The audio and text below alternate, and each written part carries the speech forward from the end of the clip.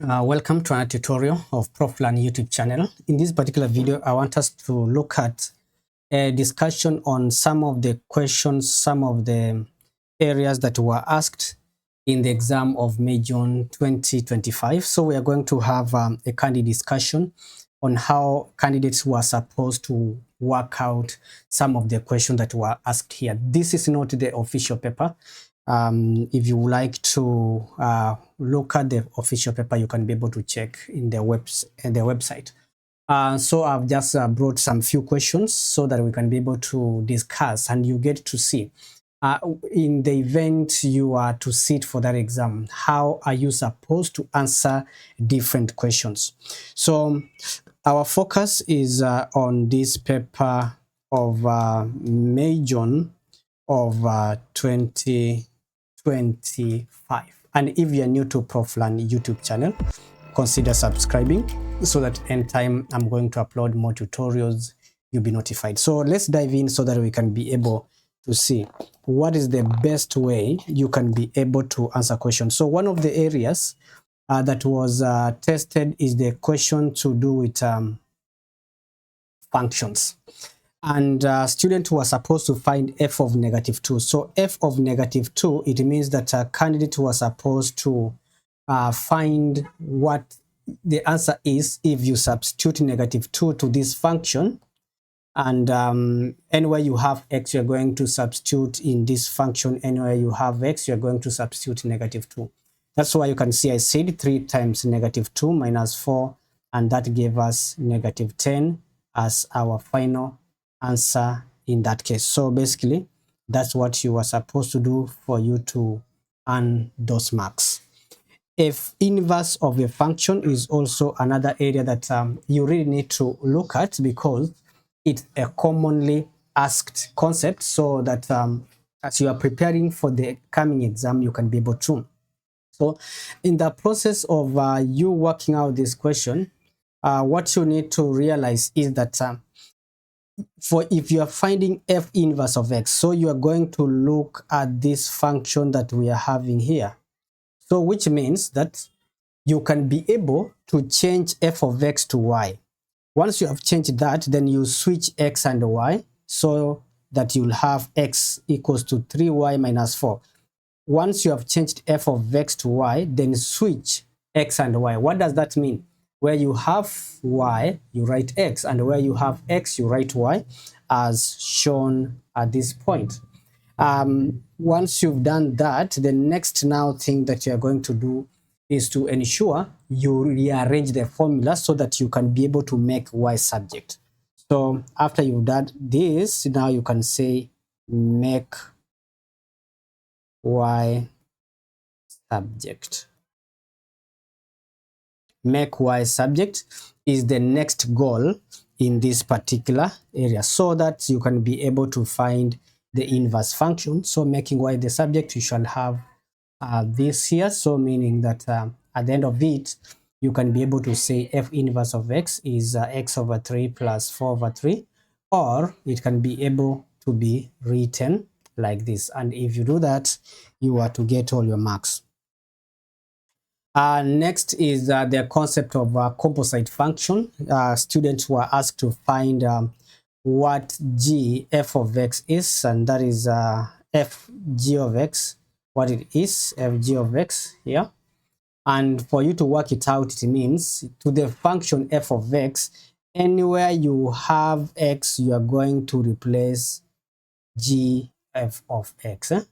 So basically, g of x, you can see it was 4x minus 1. So which means that you are going to the function f of x, and then you replace anywhere you have x with 4x plus 1. And then if you simplify that, you're going to have 12x minus 1. And that will mean that our 12 is, our a is 12, and our b is minus 1. And that will or supposed to earn you 2 marks. We have 2 over f of x, so meaning that this place where you have f of x, you're going to replace with 3x minus 4, and where you have g of x, you're going to replace 4x plus 1, because that was what was provided in the previous question. And once you have done that, you are going to find the LCM, which means you are going to express as a common denominator. At this particular point, you are expressing as a single fraction. So now we are going to say single fraction. So you are going to express this as a single fraction so that you can be able to simplify it and then proceed. So expressing it as a single fraction, you need to remember in the first place that this 3x minus 4 and the 4x plus 1, its ELCM is this.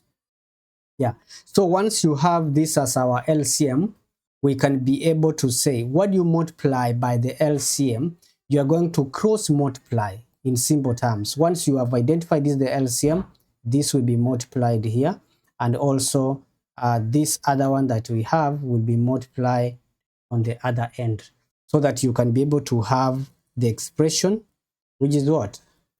Which is 8x plus 2 minus 15x plus 20. Then if you simplify that, you're going to get your final answer translating to this. And I believe you are following, you are able to see how the steps were well arrived. The next question that was tested in question number 15 was the question to do with surds. And under surds, what I did, I took this term, multiplied to everything that is in this bracket here, and this term times again whatever that we have in the second bracket.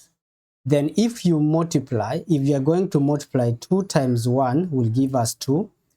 2 times 3 root 5 is going to be, we are going to multiply all numbers, and then we are going to have 6 root 5. And the next thing I'll do is minus root 5 times 1 will be minus root 5.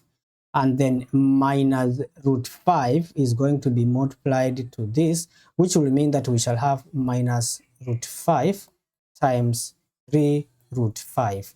So in this case, what you need to remember whenever you are dealing with surds, what you're going to do here is to multiply all numbers, okay? You are going to multiply surds, these surds alone, because you are having roots and a root. So you are going to multiply root 5 times root 5, and basically that is going to give you what? That is going to give you minus 5 times this is going to give you minus 5, because it's going to be root 25, and the root of 25 is going to be what? Is going to be 5.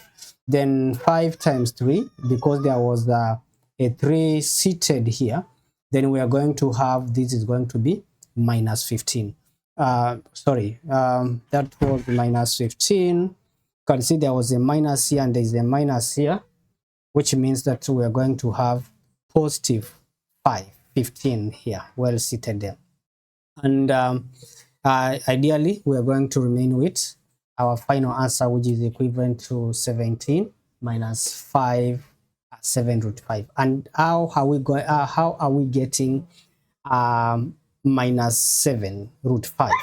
You can see here we are having minus 6, and here we are having minus 1 here. So it will be minus 6 minus 1 is going to translate to 7, and that becomes our final answer for that case. So basically that's what you are supposed to do. That's what we are supposed to do. We are going to do that so that we can be able to see what is the final answer, and the final answer was supposed to be left at this level.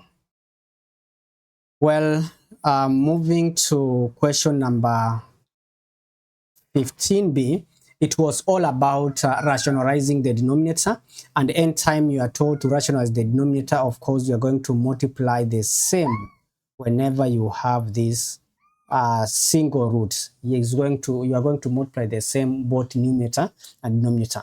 Then we shall have 6 times root 10, that is going to be 6 root 10, and root 10 times root 10, that is going to be 100. Root of 100 is 10, and that is basically why we are having this 10 here, root of 100. And if you work it out, you are going to get finally your answer as shown there. Moving on, okay. So moving on, we are going to see a question to expand. Whenever you are told to work out question to expand brackets, what you'll do, I decide to do, I'll expand this part first so that I can be able to have this.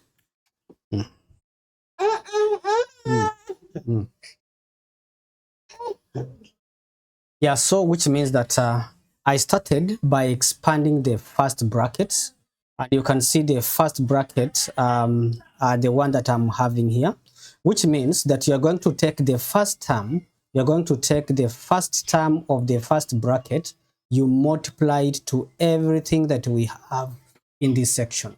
So meaning that you're going to have x into 3x plus 2 minus 3 into 3x plus 2. So if you expand that, you're going to get your final answer to be 3x squared minus 7x minus 6. That is the expansion of these two guys that we have here. Then once you've done that, you are going, we are remaining with this part also. So this part is multiplied to the answer we have already gotten at this point. So that is exactly what I went to do in the next part. Yeah, so which means that that is x plus 4. So once I got that,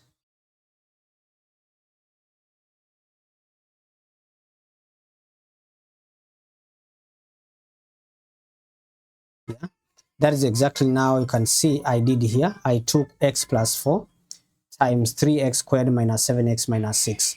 If you work it out diligently, you're going to realize that the final answer will become that. Now, something that you have to remember whenever you are doing this, be very keen with signs and also be keen with putting the like terms together so that you don't really make a mistake and end up getting a question wrong, which you could have gotten right. There is also a question to do with probability. Under probability, we are told that the bag contains 6 red marbles and 3 green marbles, and we have 1 blue marble. So which means that the total number of marbles that we are having in this particular question were 10. So what is the probability of picking a green marble with replacement? So meaning after picking, you are going to replace for you to pick. Then since we are having 3 green marbles, then the probability of picking a green is going to be 3 over 10. 3 over the total marbles that are inside the bag. Then that will be the first pick times 3 over 10 again, because the number of marbles will remain the same, because once you have picked and you have looked at it, you are going to return that back to the bag. So that is going to give us 3 over 50 as the final answer. In part B now was a question without replacement. And you can see here, candidates were told that another bag contains 4 red counters and 2 yellow counters. So the total counters were 6. So which means that the probability of picking a red counter is 4 over 6 and 2 over 6 for the yellow. Then the remaining sections candidates were supposed to complete is this part here. After picking a red, remember the reds were 4, so 3 will remain. And since a red was picked here, the number of yellow remains were to be 2 over 5. Here, after a yellow has been picked, we shall have 1 over 5 yellows remaining, but the number of reds will remain to be 4 over 5, because after picking here, the number of red will remain 4. You have not picked here, you have only picked the yellow. So meaning the yellow will decrease by 1, but the reds one will remain 4 the way they were. Then find the probability that one of the two counters are yellow. So probability that one of the two counters are yellow will be either red and yellow or yellow and red. So you are going to work out that probability and say probability one is at least one, that one of the two counters is yellow will be probability for red yellow or probability for yellow red, which means that probability for red yellow will be red times yellow, which is going to be equals to 4/6 times 2/5. You get the answer for that, which is going to translate to basically that's going to be 8/15. And also we can also work yellow then red, which is going to be equals to, that's going to translate to what? That's going to translate to 2/6, which is going to be multiplied to 4/5. And that is going to translate to what? 8/30. Then meaning that if you add the two probabilities, you are going to get 16/30 as the final answer. And question number 18 was testing about speed, but the key concept you are to remember here is that speed is given by distance over time. So if you are told that one day Arya runs 12 kilometers at a speed of x kilometers per hour, then it means for us to get the time, it will be distance over speed. And that is going to be 12/x because the speed was x. And that gave us the answer at that point. Moving to the next part, write down the expression in terms of x for the time she spent in walking. Time in walking. So what was the speed for walking? X minus 4. So that's going to be 10/x minus 4 because it was 10 kilometers already at that point. So the expression became that. Moving further, we are told the time Arya spent walking is 1 hour more than the time she spends running. So meaning that we're going to use the expression for walking, which was basically this one, and the expression for running, which was this one here.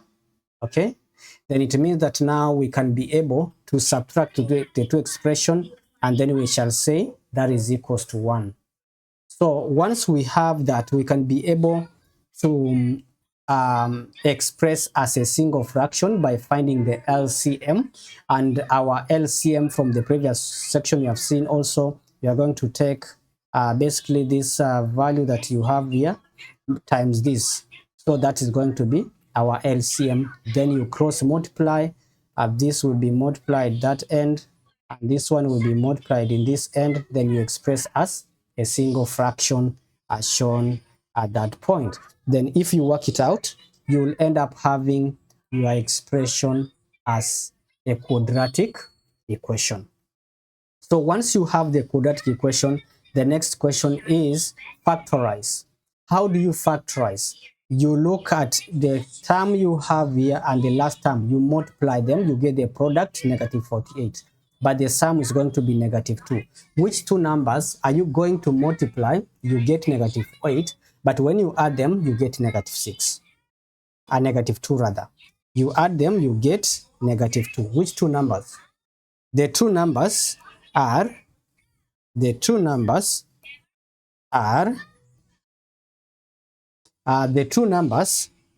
8 and -6. Okay. I'll have to change this. The two numbers are -8 and +6. So that we can be able to have this. Yeah. So I have to correct this so that we don't lose marks unnecessarily. Let me just convert that. Yeah, so you need to change that. Let me see which one can I use to cover that. So I'll cover this one here, and I'll cover this one here. I'll cover this, I'll cover this, this, so that I can be able to have the functionality of changing if there is need to change. Now let us look at the mistake that happened there. So this is going to be, this is x squared. So if we are having x squared there, then term will be okay minus 8x and then plus 6x minus 48. Then we are going to group them and factor out what is common. So we shall group this together, this grouped together, and this one grouped together like that. So we factor out what's common. Here is x in the first bracket, x is common. So we are going to say this is going to be x into bracket x minus 8. And in this bracket 6 is common, so we are going to subtract 6 and we shall remain with x minus 8 like that. Yeah, this is positive here. Okay, yeah, so this is going to be x plus 6 and this is x minus 8, which means that x is equals to, no, that's all.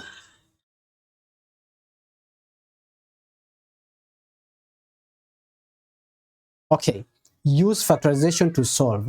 So meaning that x is going to be minus 6 and x is going to be equal to 8. So those are the two solutions at that point. So meaning that I can be able to transfer here my answer down here and say x is minus 6 and x is equals to 8. So those are the answers for that question. Find it the time area spent running. The expression for running was this. So if that was the expression for running, remember time, all speed cannot be negative. Speed will be what? Speed will be a positive value. So that means that we are going to use the value of x as 8 so that we can be able to get our answer as 1.5 there. And next question is on indices. Candidates were told to evaluate 27 minus raised to power negative 2 over 3. So that is going to mean that it's you can be able to rely this to be 27 raised to power 1 over 3 raised to power negative 2. Cube root of 27 is going to be 3, and the 3 raised to power negative 2 is the same as 1 over 3 raised to power positive 2, and that becomes our final answer. So basically that's what you are supposed to work out in this question. Now the concept of trigonometry, and under trigonometry, candidates were given a few questions here and they were supposed to come up with what the value of x is. And if you can see this equation here, we are going to use SOHCAHTOA in the process of working it out. How do you go about this? SOHCAHTOA means sine opposite of hypotenuse, and cos is adjacent of hypotenuse, and then we have tan, which our point of interest. We are going to say this is going to be what? This is going to be opposite of adjacent. So you can see here we are having opposite. Our opposite is this one, and then our adjacent is well seated here. So once you've looked at that, don't forget we are having tan 30. So we are going to say our adjacent is x, opposite is 6. Then we can say tan theta, tan 30 is 6 over x.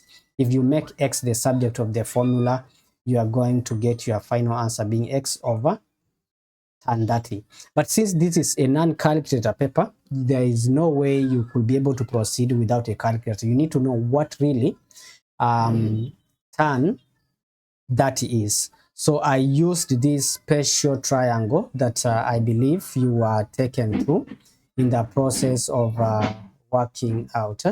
So which means that if you take a triangle with all sides equal to 2 units, 2 units, 2 units, 2 units, this is an equilateral triangle, which means that we can be able to drop a perpendicular line from here, which is going to bisect this into 1, and also is going to bisect this into 1.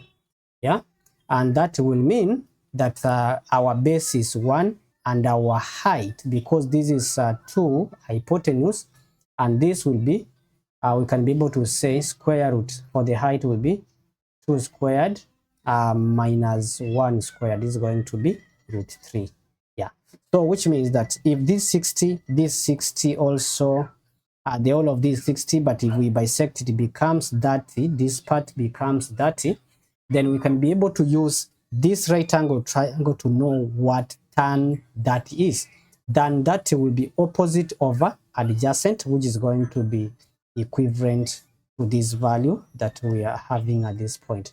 Then that is exactly what we are going to substitute in this next part. So we're going to substitute here where we have tan 30. You are going to say that is equivalent to what? That is equivalent to 1 over root 3, and this is 6 divided by tan 30, 6 divided by 1 over root 3, and that is going to translate to reciprocal of these two, change to the multiplication. Finally, we are going to get our answer as shown there. The next question that was also tested was the concept of vectors. And vectors, you need to be very careful with the signs and the direction that you are following. So here we are told that OABC is a rhombus, and we know that a rhombus diagonals bisect each other. And the diagonals of the rhombus intersect at point P. We are told that OP is 2 meters. OP is 2 meters up to this point. That is OP. And also we are told that AP is N. So if this is N and this bisect, also this will be N, which we are going to use later. We shall see where we are going to use that. Find in terms of M and N in simplest form OA. OA. We are finding OA. How will we find OA in this case? So you need to realize that for us to find this OA, what we are going to do is to move from O to P, then from P to A. So meaning to be 2M, because we are going in that direction, minus N. So that becomes what? That becomes 2M minus N. And now that becomes our final answer at that point, and we can now say our final answer is well seated there. Now, for us to find OC, something that you really need to put into consideration, yeah, OC, what you are supposed to remember at this point is that if AP is N, also PC must be N, because this is a rhombus and the diagonals bisect each other. If this point is N, this point is also N. Then for you to find OC, it will be O to P plus P to C. So you have to basically use this particular route that we are having here. You are going to go this route. You go that way, then you come this way. Okay? Right? So that we can be able to proceed. Then we are going to say that OC is going to be 2M plus N, and our answer is going to be well stipulated here. So this become our answer for that case.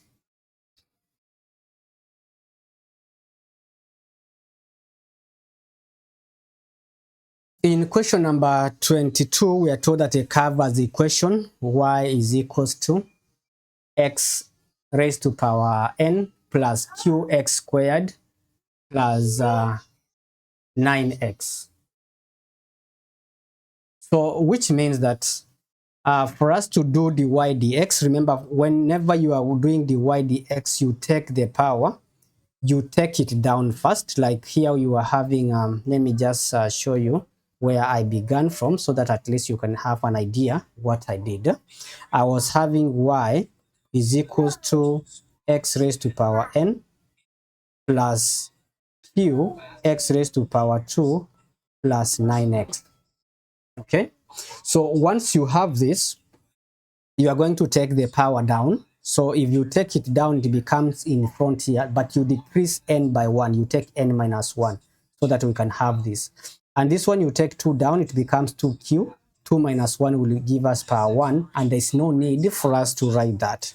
And also differentiating 9x, we are not going to have anything at this particular point. Okay, so we are going to have 9, and that is exactly what was left at this point. So you are going to take the equation that we have gotten at this particular point, the equation that we have here, we are going to equate it to the equation that was given in the previous part. We are going to equate it to this equation that we are having there, so that once we have equated the two, we can be able to compare the coefficients.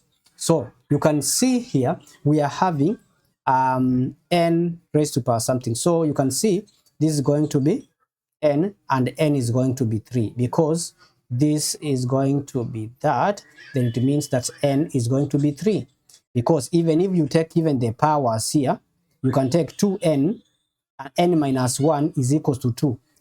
You make n subject. That's what it's going to be. It's going to be n minus 1 is equals to 2. If you take 1 on the other side, n is going to be 3. Just same thing, that you can just look at the n in front here, and you can say it's equal to that point. So that is the value of n, and the value of q. You are, what fit? Yeah, so the value of q, you are going to take this value that you have at this point, you equate it to -12. Okay, if you equate it, you are going to get your answer being equals to -6, and that becomes now our answer.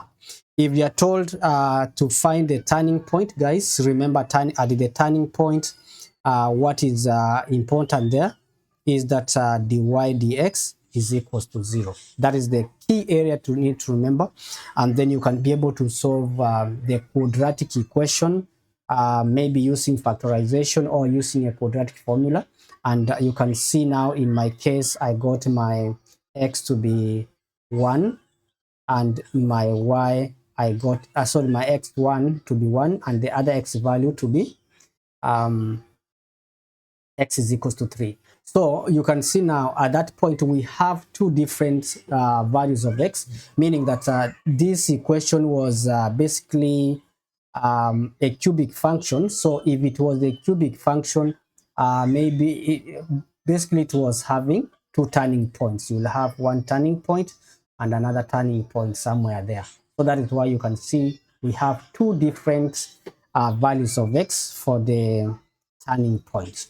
Now, once you've gotten the values of x as x is equals to 1 and another x is equals to 3, you will go back to the equation. We have gotten our n and our q. You substitute the n and the q so that you can have the original cubic function. Now, that original cubic function is the one that you are going to use to know what is the y coordinate. Yeah, because you know now y is equals to x cubed minus 6x squared plus 9x. Then if you can be able to replace the values of x that we have gotten at these particular points here, then it means that we can be able to find the values of y. And our values of y in that case we have gotten as when x is 1, y is 4, and when x is 3, y is 0, and our turning points are well shown at this given point. So that is exactly what was expected of us as candidates to work out. In question number 3 is a question of simplifying, and you can be able to see now if you factorize what you have here, you are going to have this. If you factorize this is a difference of 2 squares.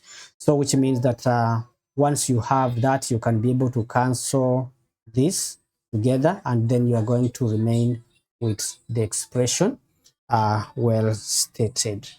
And this actually marks now the end of this particular tutorial. And if you are new to Proflan YouTube channel, consider subscribing so that anytime I'm going to do more tutorials, you'll be notified. See you guys. See you in the next tutorial.